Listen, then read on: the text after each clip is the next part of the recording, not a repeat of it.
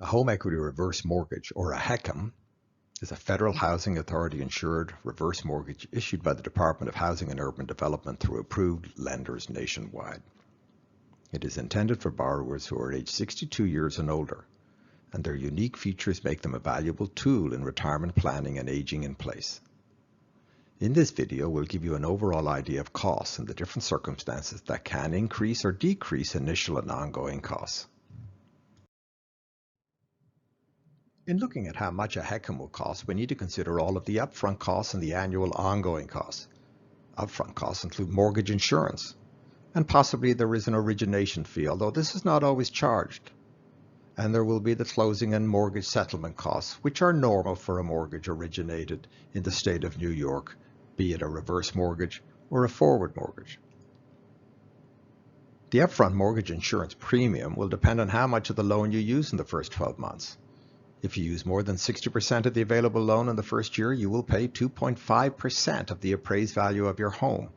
That appraisal being limited to $636,150, the program maximum. If you use less than 60%, you will pay a much smaller half of 1% of the appraised amount. You may pay an origination fee. This fee is limited to a maximum under FHA formula to be no more than $6,000. Many times the origination fee is not charged depending on the interest rate or the utilization of the loan in the first 12 months. And finally, you'll pay the normal mortgage closing costs attributed to any mortgage loan in the state of New York. What are the annual costs? Well, you'll pay an annual mortgage insurance rate of 1.25% on the balance used on the loan. And of course, you will pay an annual rate of interest on amounts outstanding and used. That rate depending on whether the interest rate chosen was fixed or variable rate. Variable rates are limited by annual or lifetime rate caps. You may also pay a monthly servicing fee of between $20 and $30. But this is usually only on the low usage loans where the lender has contributed to your upfront costs and wishes to charge you a monthly fee to recover their costs. Let's talk a little about the upfront mortgage insurance premium. If you draw down more than 60% of the principal limit in the first 12 months, you will pay a higher upfront mortgage cost of 2.5% of the appraised value. The principal limit is what we call the outstanding amount or the loan amount. It happens to be a term used by the FHA, so we use it in this presentation so you become familiar with it. At closing, you must pay all of your mandatory obligations. Mandatory obligations include your existing mortgages, your loan closing costs, outstanding federal debts on which you do not have a payment plan, and any other liens on your property. In this example of a loan of $175,000 on a $300,000 property, the 60% threshold is $105,000. If you do not exceed that $105,000 limit, you will pay a half of 1% of the $300,000 appraisal, or approximately $1,500. However, if your initial draw and mandatory obligations exceed this limit, you will pay $7,500, or 2.5% of the appraised amount. It is clear from this example that a thoughtful disbursement strategy can save you a lot of upfront mortgage insurance premium. There are lower closing cost loans available in the marketplace, but one should be careful how to use them. Lower closing cost loans generally have no origination fee and the lender contributes to your closing costs and upfront mortgage insurance premium. Because the lender cannot be sure that you will draw on the loan, they will charge you a monthly service fee to partially recoup their contribution to your closing costs. You should understand that these loans will always carry a higher rate of interest. The borrowers who take these loans intend to have a limited or deferred usage, or likely building up a financial backup reserve and may even be hedging their real estate value. We do not recommend that you take this option if high or median usage of the HECM is planned.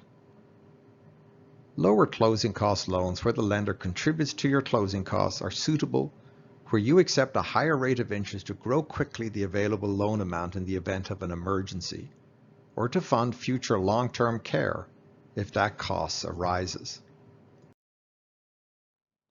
How can you manage higher loan closing costs? Well, the best way is to avoid exceeding the 60% of the loan amount for the first 12 months. Another way is to pay a higher interest rate on your loan and obtain a lender credit against your closing costs.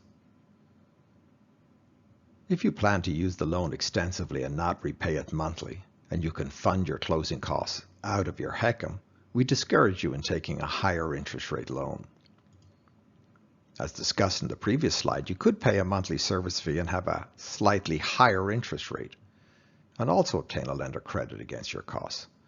This is not an unreasonable approach if you don't plan to have high usage and wish to grow the available credit. The best approach is to pay the appropriate interest rate if you plan on having high usage and negotiate with your broker and have them provide a broker credit against your closing costs. I would suggest this is your preferred approach if you have higher immediate usage. Don't forget, all of your closing costs can be financed by the HECM if your mandatory obligations don't eat up all of your available capacity. So what's it cost to get started on the process? An initial credit report will cost you between $25 and $40. This is all we can do until you go through the counseling. We are not allowed to order any other third-party services, such as appraisals, until you get the counseling and submit the application. Counseling will cost you around $125. And should we order an appraisal, you will pay the appraiser when he turns up at your home, at least $350, and depending on the area, sometimes twice as much as this. Just remember that all loan costs can be financed by the HECM and reimbursed to you at closing. Also remember, there are no application fees, no prepayment fees, and no discount percentages charged on reverse mortgages as you might find in the forward world. If you want to learn more about reverse mortgages, go to Amazon.com and find the ebook Reverse Mortgages for Retirement. It's got about 130 questions and answers on the most important aspects of reverse mortgages. Or if you like, reach out to me and I'll send you a copy. I also recommend you go to our website, jmcapitalreverse.com. It's loaded with information for both professionals and for consumers. Finally, if you think I can help you, reach out to me at my email or call me on my cell phone. I'd be delighted to answer any questions you have. I hope you have found this video helpful.